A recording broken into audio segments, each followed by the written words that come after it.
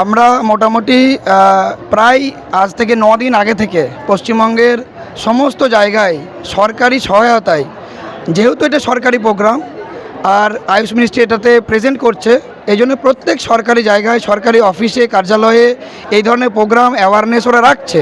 এটাকে countdown programme বলা হচ্ছে এবং সেখানে সেখানে আমাদের যেসব যোগা টিচাররা, প্রভিডেন্ট যোগা টিচার যারা মোটামুটি যোগ ট্রেনিং করে সার্টিফাইড যোগা টিচার, তাদেরকে প্রত্যেকে কোনো না কোনো জায়গায় পাঠানো হচ্ছে, যাচ্ছে ওরা। এখন বিষয় হচ্ছে যে আপনার যে প্রশ্ন, যে আমরা এই প্রোগ্রাম করার পর 21শে জুন এই যে মোদিজির ঐতিহাসিক যে প্রোগ্রাম, এই প্রোগ্রামের পর শুধুমাত্র কলকাতাবাসী এবং কলকাতা সারাউন্ডিং যারা যারা এই প্রোগ্রামে অংশগ্রহণ করবেন,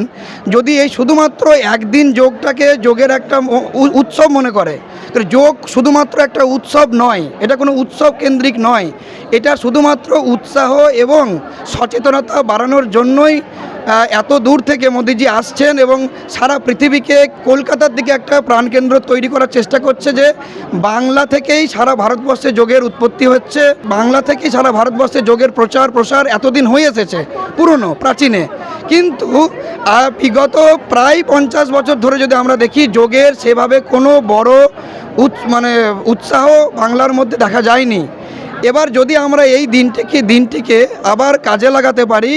এবং 21শে জুনকে কেন্দ্র করে আগামী দিনে সারা বছর 21শে জুন থেকে শুরু করে আগামী যে বছর 2026-এর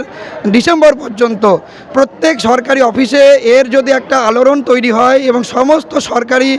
স্কুলে, সমস্ত কার্যালয়ে কমসে কম 15 মিনিট, আধ ঘন্টা, 1 ঘন্টার একটা করে প্রোটোকল সরকার এটাকে নির্দিষ্ট করে, আমি মনে করি তবেই এটাতে একটা